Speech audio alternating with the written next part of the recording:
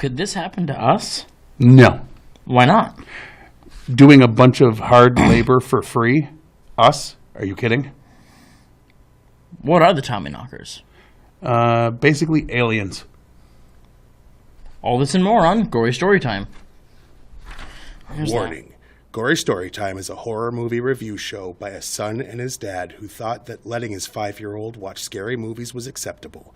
If you are offended by horror or talk about blood and gore by a child, or if you don't want horror movies from the 60s through today spoiled, then there is a remote stuck in your couch cushion next to potato chip crumbs. Use it. And of course, parental discretion is advised. Why? You didn't use any. Shut up and start the show.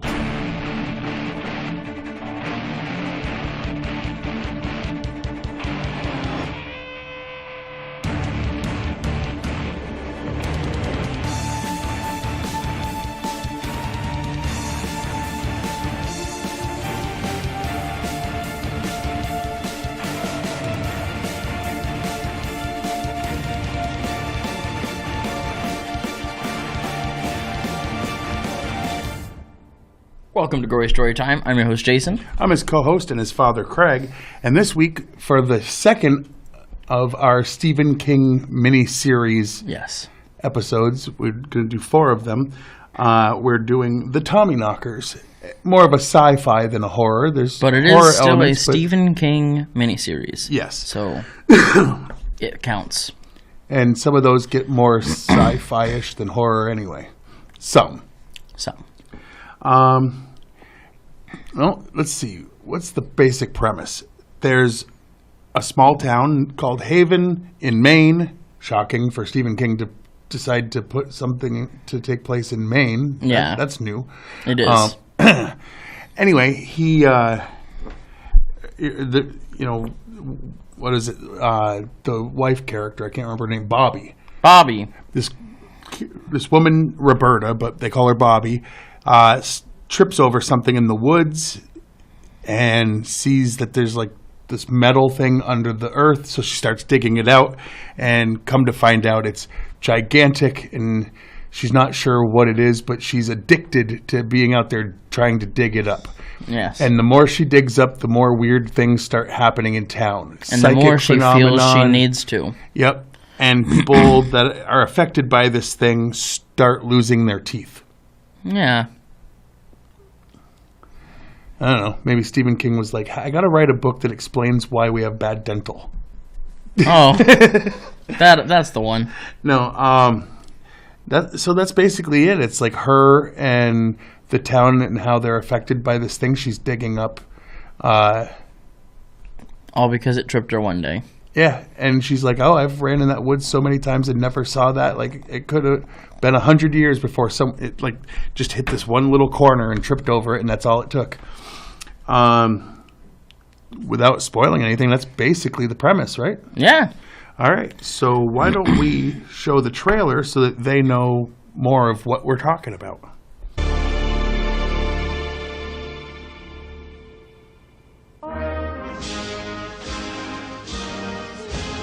From the best-selling novel by Stephen King, Haven, a sleepy New England town whose patriotic spirit is alive and well.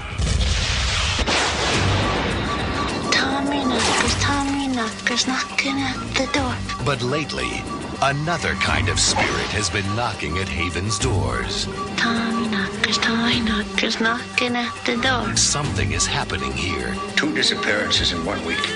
That's more than a coincidence. All my years in the force, I've never seen anything like it. Something unearthly. It's just gonna change everything. What's it like, this, feeling? Let's experience it together. Something evil. Something is happening to you. Something's happening to this town. And I'm telling you, it has something to do with that thing in the woods in there. There are those who believe. We are about to reach the final phase. There's something there, all right. And that something has made the whole town go to hell fast. There are those who deny. Whatever this thing is making you, whatever the hell it's doing to you, it's not good, Bobby. Are you ready to become one voice that will soon be free? There are those who refuse to give in. Shame on you, Bobby Anderson. Shame on you. You got nothing to fear of. One voice. One voice. You're like a vampire. You and your precious Tommyknockers. From the world's undisputed master of horror comes an extraordinary tale of terror. Join us.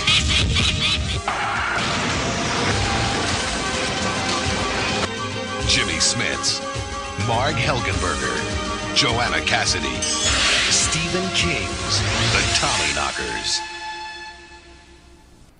All right, now we are disappointed in that trailer. You don't show a reveal for like in the movie. It's a reveal in the movie. You don't reveal it in the trailer. No, I know. They show too much there. They really do.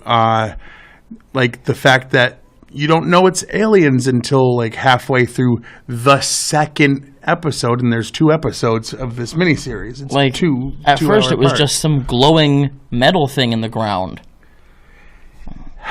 For 2 hours, it was just a glowing metal thing. That's why I didn't mind saying that it was aliens at the beginning during the questions before the... Because it was the 90s, and if you haven't seen a 3-hour thing from the 90s, you're probably not going to. Well, that and... Well, hopefully someone that hasn't seen it will go, oh, I'll give it a shot, because hopefully. But, especially if they believe us over... Well, we'll get into that later. But it's just frustrating that they get like they don't know how to tease things. Don't give that away. Yeah. But anyway, anything else you want to say about the premise prior to getting into the behind the scenes type stuff? I mean, if you can, if really it comes up somehow, do watch it before we review it. Did you look to see if it was streaming anywhere? I didn't. It actually, no, when I looked up the numbers, it actually came up that it's not. Oh, okay.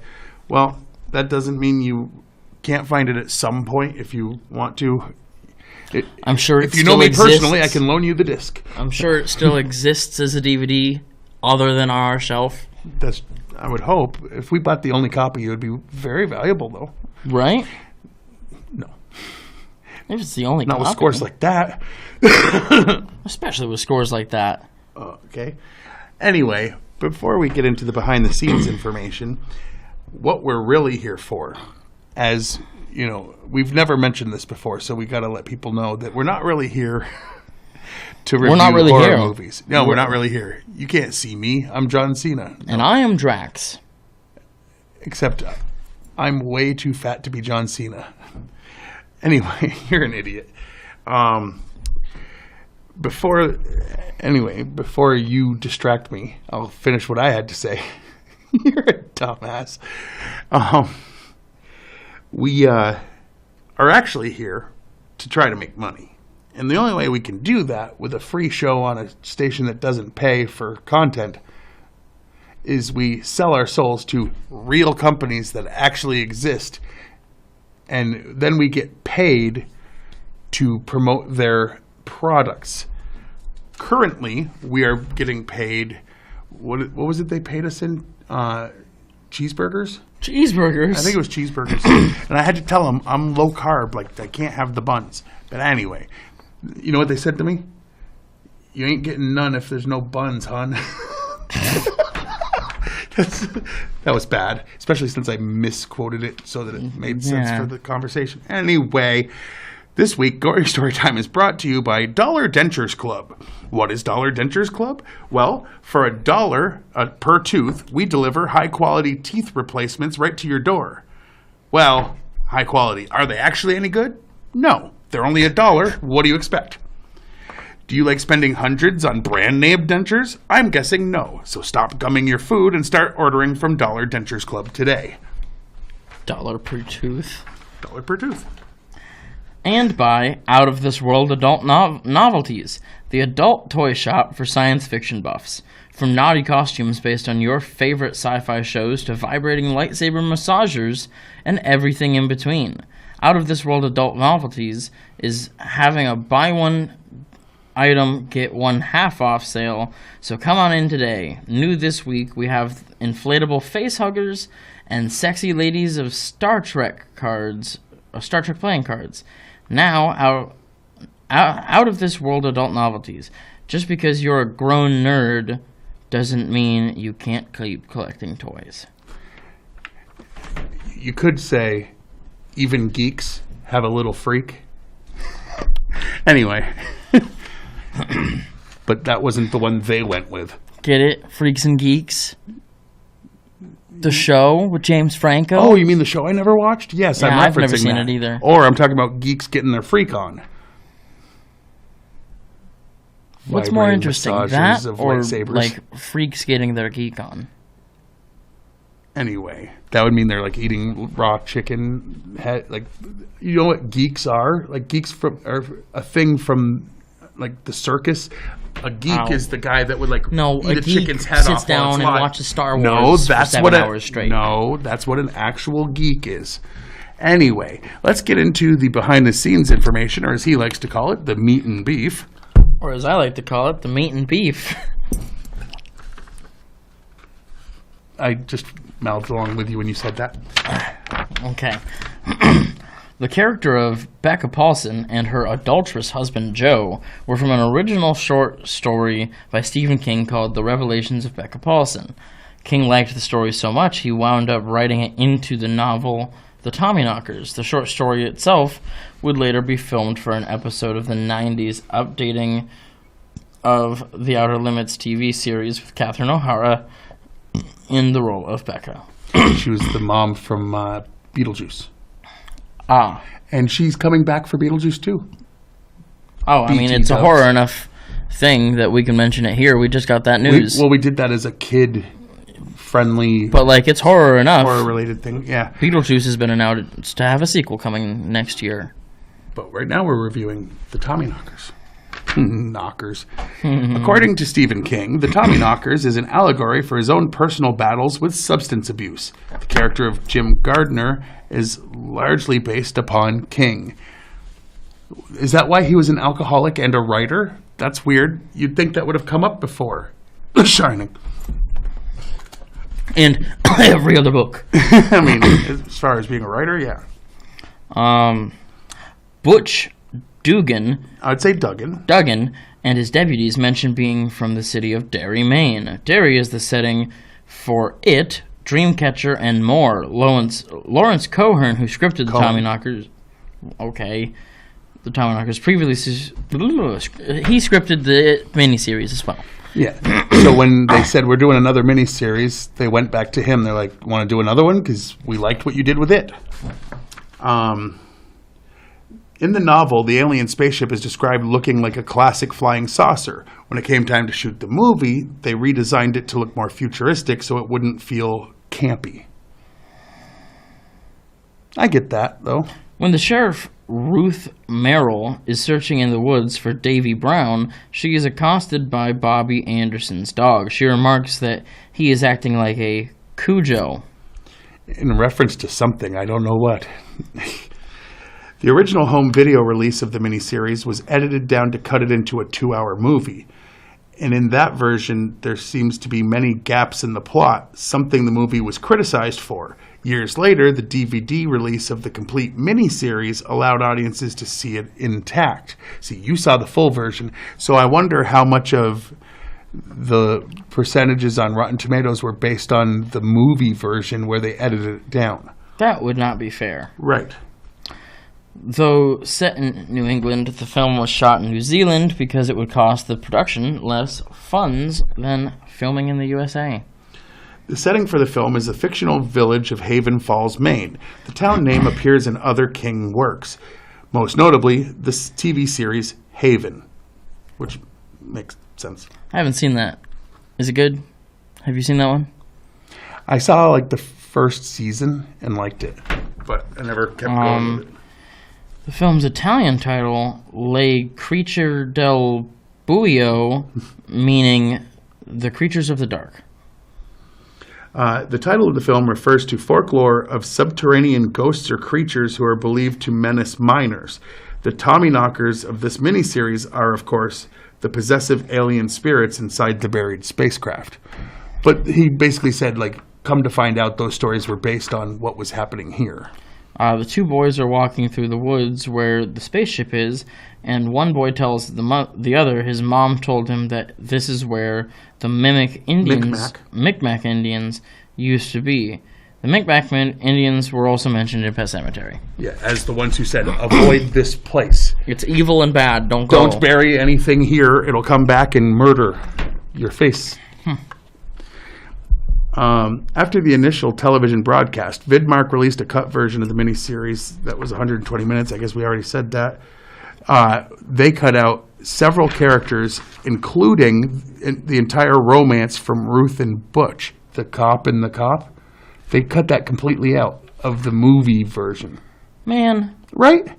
The movie would have been dumb. It explains why he was so adamant about finding her. That explains everything. It does.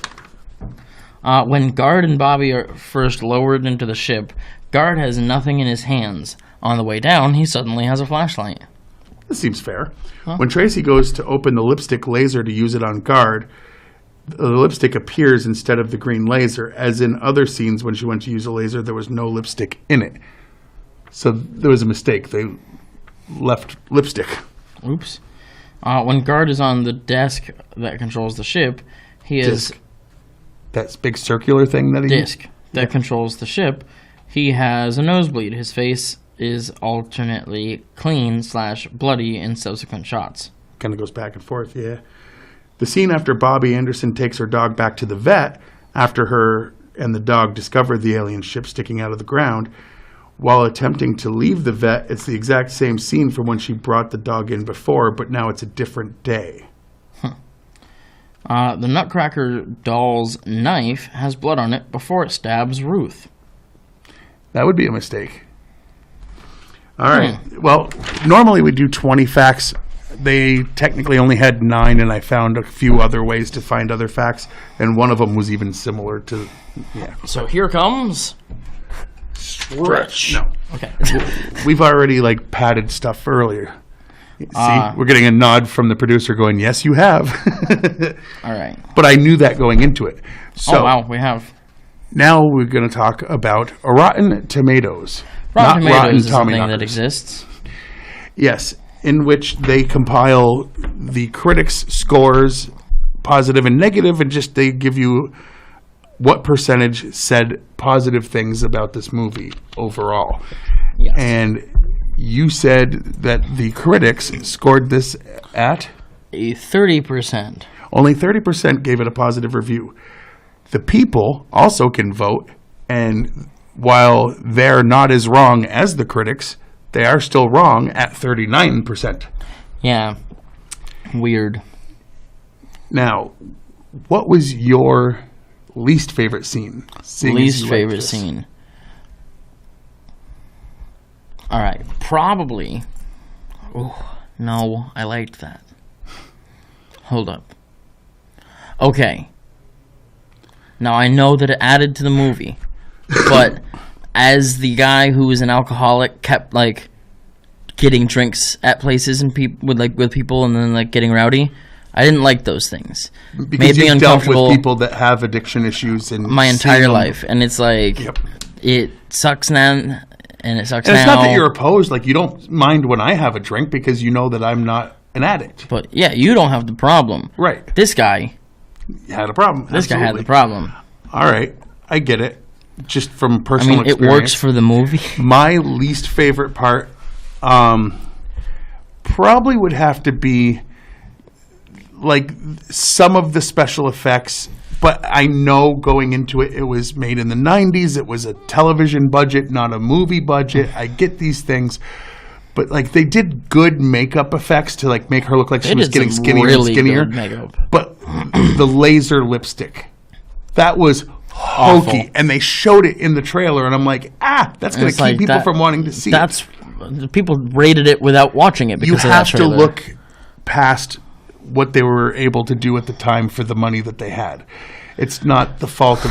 They're practical, their costumes, their makeup, these were great. Yeah, even the ship as they were unbuilt. The ship looked cool. Yeah. And then, it felt like a total blue ball. I think you're using the wrong term there. when at the end it's not as good you don't get what you wanted. Okay. No, I guess you're using it right. What was your favorite scene? Probably, okay, definitely. So this ship thing is mentally taking control of like everybody who gets near it or is in the town, except for one guy, and it tries to, and he's got a metal plate in his head because of something dumb he did when he was drinking. And the plate you're talking about when it starts stretching and like stretching out his head. They're trying to pull the thing out from under his through his skin. It's the thing stopping them from getting into his mind. So they're trying to remove it. That's a special effect that looks good. Really good, and it's not digital. Right. There's no way that was digital. Exactly. All right. Well, my favorite part probably would have to be like, because it's so visceral, when he tries to fool his wife into saying he's becoming one of them. You know where I'm going with this. Yes. He takes a pair of pliers and reaches up and grabs a tooth, because these alien things are making people lose teeth when they're taken over. Yeah. So to prove he's one of them, he reaches up and just pries out one of his teeth by the roots. Yeah. And it's so visceral and so realistic sounding and looking. Oh. It just worked. I was debating to call it my least favorite because it was so traumatic, but it was so accurate that, like, yeah, that's my favorite. All right, on a scale of 1 to 10 for a miniseries. Made for TV, like under the guise of what it is, the guidelines of what it is, what would you rate this? I'll give this a 7.5. It's That's definitely more than me, actually. It is not by a lot, but I'm gonna go 7. It is significantly better than the last, in my opinion. Than The Shining, which you liked, which I like. Like, this is significantly better than that one. Okay, well, that's because you also didn't have another movie of it to judge it against. Maybe. All right. So we gave our things, so I think that's pretty much it. We might as well throw up the side information, right? So you can watch this show on Fact TV channel 1082. You can also like us on Facebook. Thursdays at 8:30 p.m. and Fridays at 7 p.m. Okay, and then you can find us on Facebook, and by us I mean Gory Storytime and Fact TV, who makes this show possible. Like both. Why not? Go to fact8.com, watch a bunch of the back episodes of This Is Many, as well as many, many, many, many, many hours of other content. Absolutely. And you can also check me and him out on the Twitter. Well, you can check me and me out on the Twitter. Oh, yeah. I'm at Craig Jakes, all lowercase, all one word. And he's also at Jiggly Firmbrain. Because he tweets things that I say in and out of context, whichever makes it funnier, just because he's like, you just say random stuff all the time that makes people laugh. People should read this. I'm back on top. Yeah, he just tweeted a bunch of stuff recently. So I did. I started going, and I was like, hey, yeah, there's a list of stuff. The only thing else I can really say is type in Gory Storytime here, on YouTube. On the tubes. What'll pop up is Fact TV's channel and my channel. Give a like, subscribe, and notification smash to both. Oh, yeah. And until next time, I have been your host, Jason. I'm his co-host and father, Craig. And sweet dreams.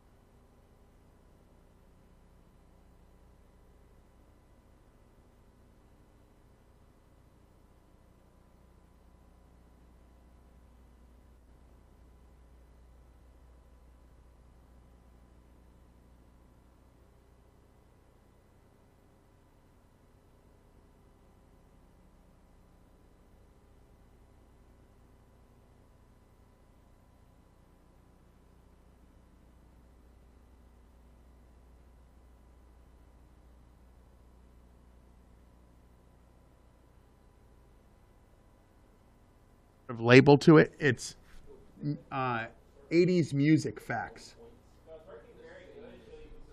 Sorry. It's music facts from the 80s. 80s music facts. Now, some of it's just stuff that took place in the 80s. Like, one involves the Beatles, but the fact happened in the 80s. So, when the Beatles were no longer a thing, but...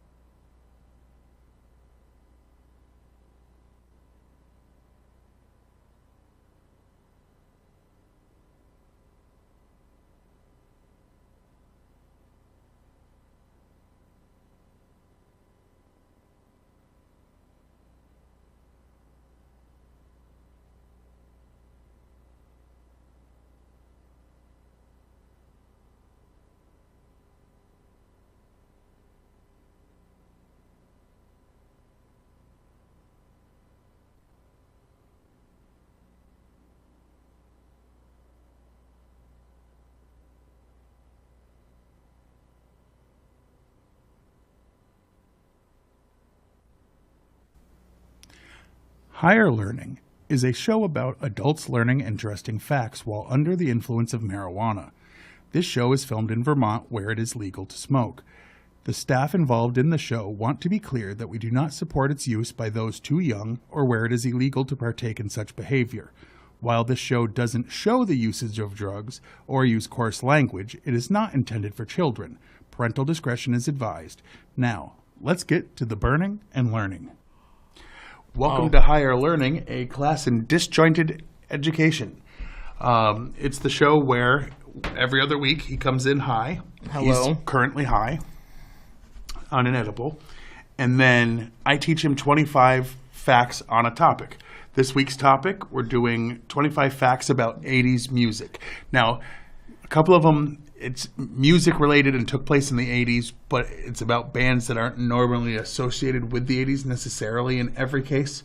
Yeah. But all of these things took place in the 80s. All of these things are music. I should be taking notes. You should, except then...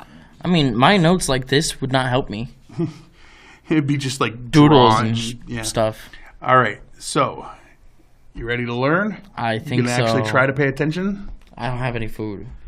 Comment down below. Get a burger. Ozzy Osbourne bit the heads off of 2 doves at a record label meeting. Rumor has it he did it to shut up a PR woman. I bet that worked. MTV started broadcasting in the United States August 1st, 1981. They originally played music videos 24 hours a day. The first music video that they played was the Buggles song, Video Killed the Radio Star. Oh my goodness. You knew that. I did, but I'm remembering that now. But that's not a the perfect video. That's not the thing I'm going to ask you about. Of course you're not. Because I know you know it. You're going to say, when did they play their first video? And I'll say, 1981. Well, if you remember. Yeah, well... Frank Zappa's son Dweezil and his daughter Moon Unit formed a band in the 80s called Fred Zeppelin. I'm so sorry. Fred Zeppelin. Fred Zeppelin would come from those names. 4 streets in Liverpool were named after each member of the Beatles. Respect. See, that's why it's not... That's respect. The Beatles aren't really an 80s band since they broke up in the 70s. But, yes. Michael Jackson's Thriller album has sold more than 110 million copies, making it the greatest selling album of all time. 110 million? Yeah. Wow. Well, I had it on cassette. I have it on vinyl. I have the CD. Wow. That's just one person. And the money goes to his kids, so... Well. Winner. Frankie Goes to Hollywood had that single Relax, Don't Do It, right? Which was banned by the BBC. Despite this, the song reached #1 on the UK singles chart and ended up spending 41 weeks in the chart. Good. Other stations could play it. It was just not the BBC. Michael Jackson won 8 Grammys in 1984, 7 for Thriller, and 1 for the audiobook he did for E.T. the Extraterrestrial. He broke the record for the most Grammys won in a single year. How many? 8. 8? And 7 one of them... for one album and 1 for a book on tape. Jeez. Can you imagine hearing Michael Jackson read you the story of E.T.? Yeah, and my little boy... Never mind. Cyndi Lauper became the first woman in the history of the Billboard Hot 100 to have 4 singles from one album in the top 5. Say your name again? Cyndi Lauper. 4 out of 5 of the top 5 were her off one album. She was the first one. No, I'm not saying that. Cyndi Lauper. Yeah. I did not expect that from her. Mm-hmm. Tipper Gore formed the Parents Music Resource Center, or PMRC, in response to the filth she heard on her daughter's copy of Prince's Purple Rain album. Purple Rain? Filth on Purple Rain? I mean, Prince has always had very sexual lyrics. Oh my goodness. Stevie Wonder's music was banned by the South African apartheid government after he dedicated the Oscar he won for the song I Just Called to Say I Love You to Nelson Mandela. Well, since they had him in jail, they were like, oh, well, then you can't have your music played here, your band. Wham! Was the first Western pop group to perform in China. They played a concert in Beijing's Workers' Stadium in a 10-day visit, a historic 10-day visit. Dire Straits' Brothers in Arms was the first album to sell more copies on CD than on vinyl, because that was when they were switching, and that was the first one to sell more CDs. In the 80s? Yep. And now we're switching from CD to vinyl? Basically. Well, it went to MP3 before that, and that's still MP4. The main thing. No, MP4 is video. Yeah. Anyway, to date, the album sold more than 30 million copies worldwide. Wow. Yep. Michael Jackson bought the publishing rights for most of the Beatles' music for $47 million, outbidding Paul McCartney to do so. And that's when they stopped being friends. They had done two songs. He's like, Paul's version of it, he says, he asked me how you could make more money in the music industry. I said, buy entire catalogs of bands and then, put it into like commercials and stuff. And he's like, oh, what a good idea. I'll buy yours. I mean, that's some of the best music to buy. Well, they stopped being friends over it. In September 1985, a United States Senate hearing on rock censorship began in Washington, D.C. Heavy metal singer Dee Snider of Twisted Sister, rock star Frank Zappa, and country singer John Denver all testified against the Parents Music Resource Center. John Denver? Yep. They thought that, this guy wants to testify? Absolutely. He'll be on our side. He's clean. And he's like, nope. People thought my song Rocky Mountain High about the great feeling in the Rocky Mountains was a drug-coded song, and I got banned and I got in a lot of trouble for it. And he goes, so I'm not a big censorship fan. Man, John Denver. Yep. Like the other two I'd expect. Aretha Franklin became the first woman inducted into the Rock and Roll Hall of Fame in the 80s. Aretha Franklin? Mm-hmm. Respect. Wow. I came up with that like this, though. Like, that's even better. The Beastie Boys became the first act to be censored on American Bandstand. Man. And everybody was so lip-syncing dumb. on there. It's so dumb. Which meant, like, they should have just... whatever. So MTV dumb. Europe was launched in August of 1987. And the first video they played was Money for Nothing by Dire Straits, as in the one that starts with, I want my MTV. So both times they started a new version, they had, or the first two, they had like funny ways of starting. Video Killed the Radio Star on the first 24-hour video channel, followed by I Want My MTV, because Europe had been saying they wanted a version, so that's the first thing that they got. That's awesome. I like that. Elton John auctioned off many of his items from his personal collection, including memorabilia and stage-worn clothing at Sotheby's in London for a total of $8.5 million. Wow. The teenager that Bruce Springsteen pulls up on stage in the Dancing in the Dark music video was the not yet famous Courtney Cox. I knew that one.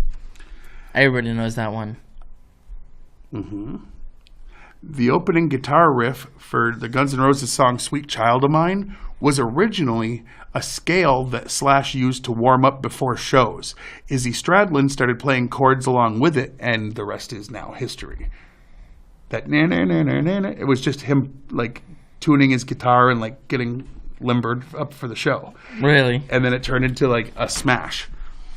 Robert Palmer's song Addicted to Love was originally intended as a duet with Shaka Khan. I don't know that person. Shaka Khan, like, oh my God. Like, name a song. Shaka Khan. Yeah, that doesn't ring any bells. Billy Joel's We Didn't Start the Fire is a history lesson written into a song. He wrote the song in response to the claim it was easier to grow up in the 50s than the 80s, because 80s kids were like, oh, we've got it tougher. Just like kids now, oh, we got it tougher. No, you don't. Trust me, you don't. Each verse was a new decade, and the lyrics list all the major historical events beginning from 1949 until Joel's present day when he recorded it, 1989. So 50 years of history. It's a lot. John Mellencamp hated that he had changed his stage name to Johnny Cougar. His success made it hard to change back. So in the 80s, he slowly did it by becoming John Cougar Mellencamp, and then eventually took off the Cougar and became John Mellencamp. But he was told at first, you got to like, that's not going to work. He's like, I don't know, my middle name's Cougar. So they're like, Johnny Cougar. And he hated it. So, I mean, it's bad. I mean, it is. But, you know. Johnny Cougar. But they were like, who's going to buy a record from someone named Mellencamp? What a stupid name. Right. Well, you only know that because you like his music now. A group I've mentioned earlier, Frankie Goes to Hollywood, was originally called Holocaust. Oh, my goodness. They changed their name. And they got their new name from an old headline about Frank Sinatra becoming a movie star. Frankie Goes to Hollywood. You know, that's better. Sledgehammer by Peter Gabriel is the most played music video of all time on MTV and was awarded at the MTV Music Video Awards that year, 9 categories he won. Okay, the most awarded MTV video ever. 9 awards. Yep. They were Video of the Year, Best Editing, Best Special Effects, Best Art Direction, Best Concept Video, Best Direction in a Video, Best Male Video, Best Overall Performance, and Most Experimental Video. For Sledgehammer? Mm-hmm.